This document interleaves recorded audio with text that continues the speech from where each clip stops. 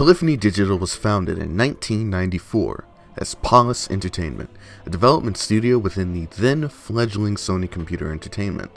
The company's rise to fame came with the release of Gran Turismo, the real driving simulator, in 1997. The emphasis on realism, both in its gameplay and its visuals, stood out from other racing games at the time and allowed it to become an instant hit and a definitive franchise for the PlayStation brand that still continues to this day. So it shouldn't come as a surprise then that producing more Gran Turismo games has been what Polyphony Digital has been doing for the past 20 years.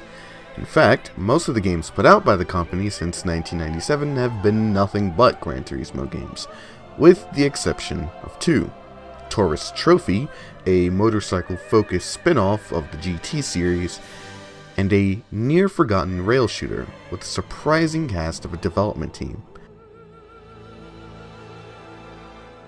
Let's start Omega Boost.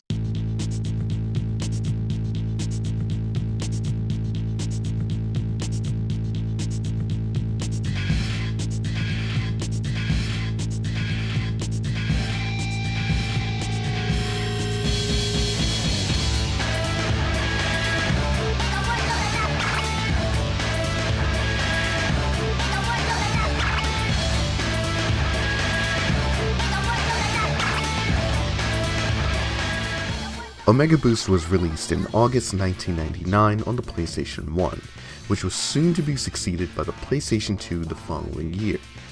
This is a game I've wanted to talk about for a very long time because it has all the things I'd love in a video game. Fast-paced arcade action, an excellent soundtrack, and of course, giant robots. But, as I've mentioned before, what makes this game stand out to me, aside from being a good game, is the people involved in its production. Polyphony Digital was known at the time and to this day for making racing games, but they were given the opportunity by Sony to step outside of their comfort zone to make something unique. For me, it's very exciting to see a developer break away from what they're more commonly known for and to experiment with something new, oftentimes because you'll never know what to expect. For example, like From Software going from the third-person shooter Armored Core series to the RPG-centric Soulsborne games. In creating their mecha shooter, Sony brought along Shoji Kawamori to be their mechanical designer. Kawamori has done designs for a variety of anime, such as Mobile Suit Gundam, Stardust Memory, and the Patlabor trilogy of films. In addition, he also contributed to the designs for the first generation of Transformers toys. But he's best known as the creator of the iconic Macross anime series, of which the game is heavily inspired by.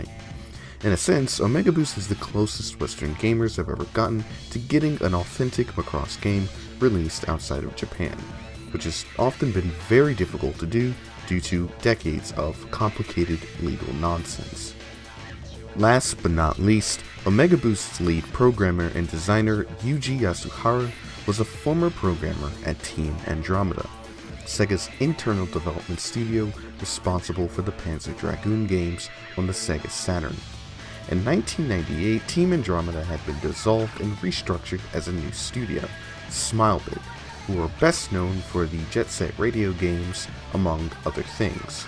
However, by the time of the restructuring, Yasuhara had already left the company to go work at Polyphony.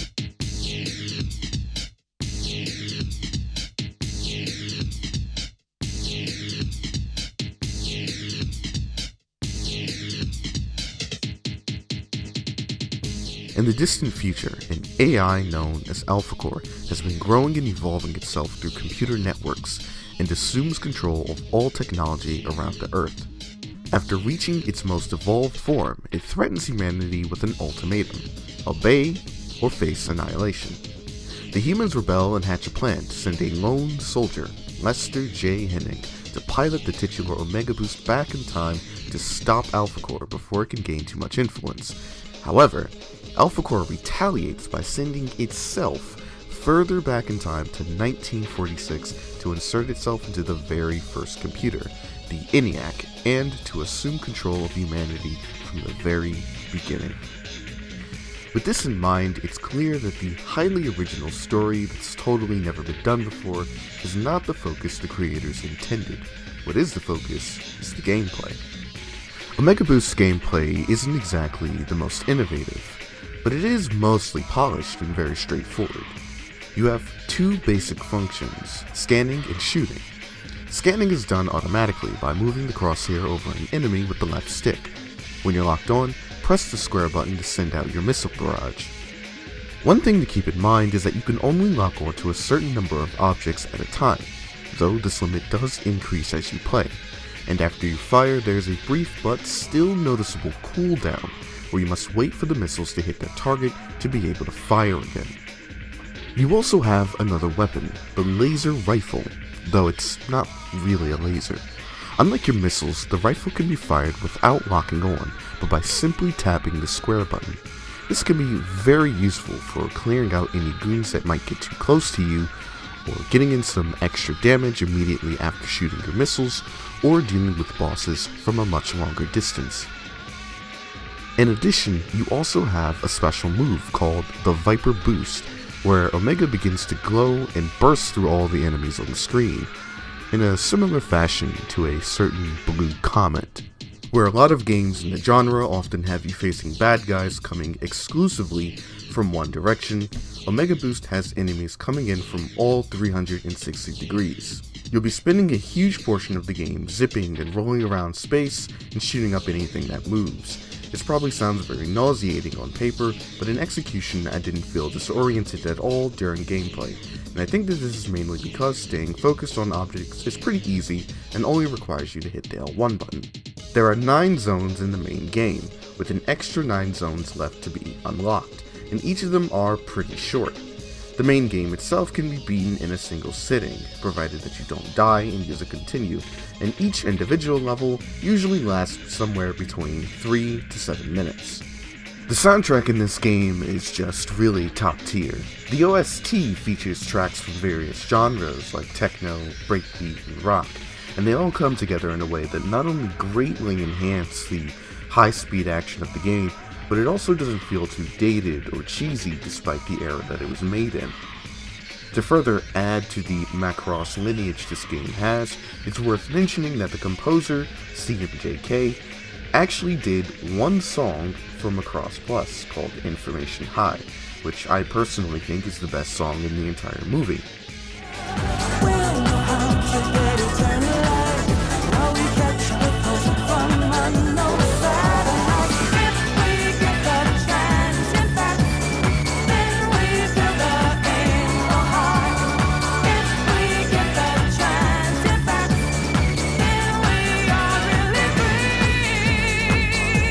But instead of me rambling on about how great the music is, I figured that it would be much better for me to just play a few samples for you.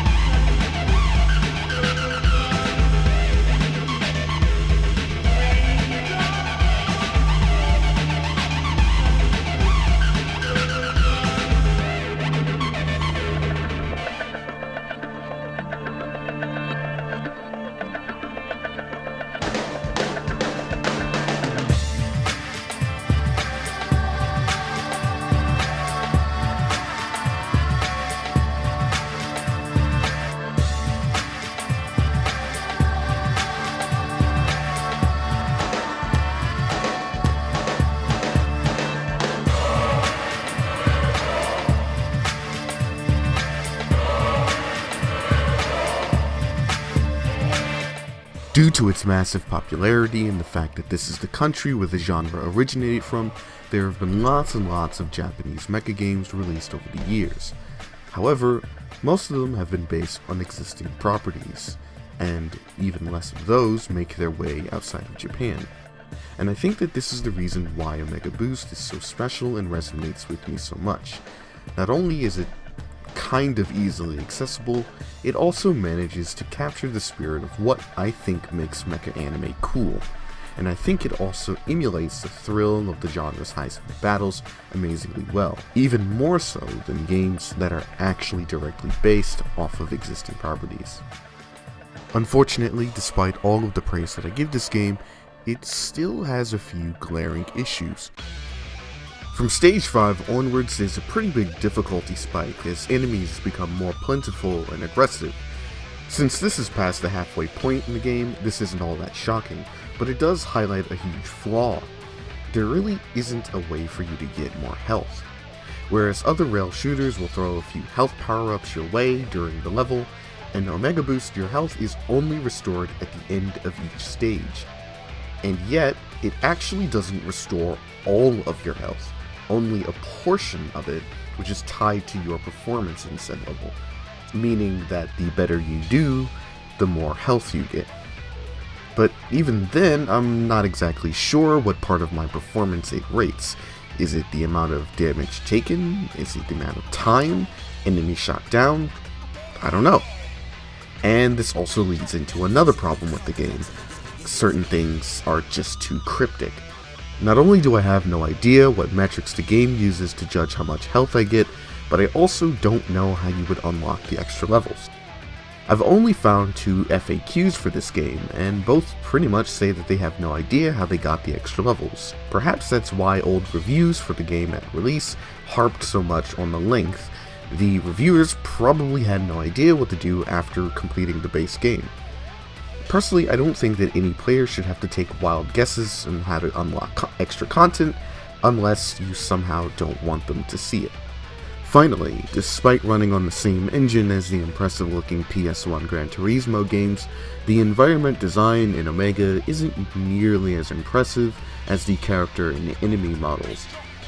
It's understandable why this is the case given that the nature of the gameplay focuses primarily on space combat, but it really just leaves me wanting something that could look a little better, even on the more terrestrial stages.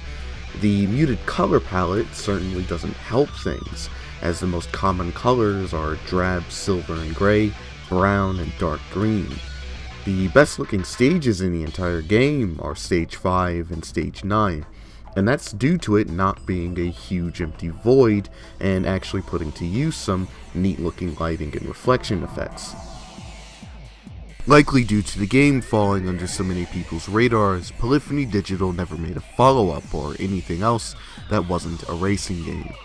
Most of the issues I mentioned weren't really all that severe in my opinion, and probably had very little to do with the game's lack of success. That, I believe, was actually down to the timing of its release. You see, Omega Boost came out in August 21st of 1999 in the US.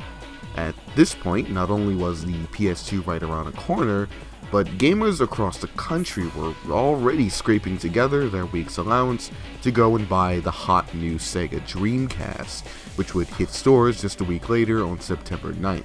How could a brand new IP for a relatively niche genre with barely any marketing compete with heavyweights like Sonic Adventure, NBA 2K, and Soul Calibur?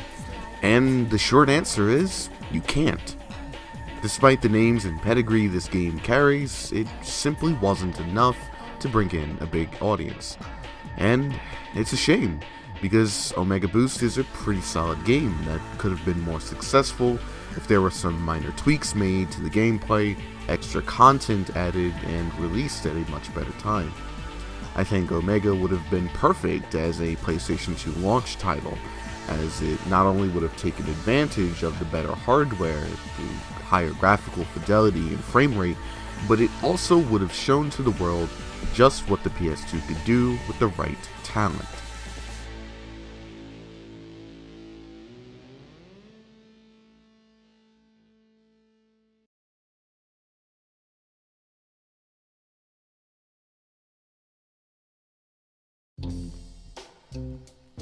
I hope you enjoyed watching this review as much as I enjoyed making it.